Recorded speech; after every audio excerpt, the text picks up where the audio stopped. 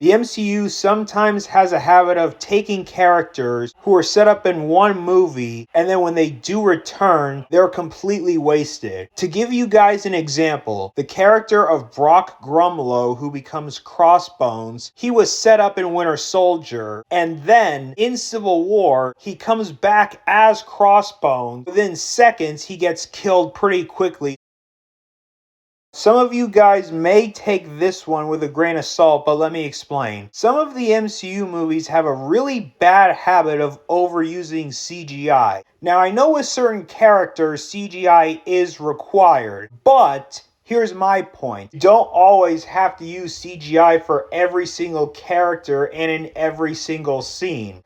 Because when you overuse CGI for every single character, it can become very noticeable. If you're gonna use CGI, you gotta make it look convincing. For example, in the film Captain America the Winter Soldier, there was CGI in that movie, but a lot of the things that happened, like the fight scenes and the chases, were actually practical. However, other MCU films such as Thor Love and Thunder and Black Widow, for instance, had CGI that was so obvious that it took you right out of the movie.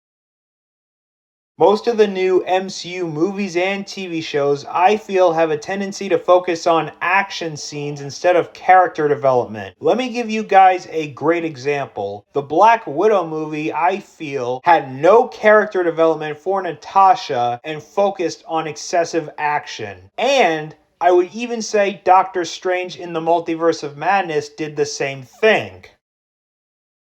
The MCU has gotten better with the villains. In their early days, they have had a habit of having underdeveloped villains such as Whiplash and Malekith, who are underdeveloped and boring.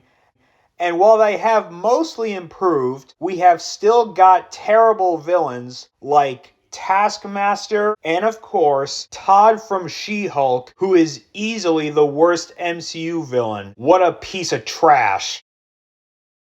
Here is the biggest flaw that I feel the MCU has had. The MCU has a really bad habit of throwing in so much comedy that it takes away from the story.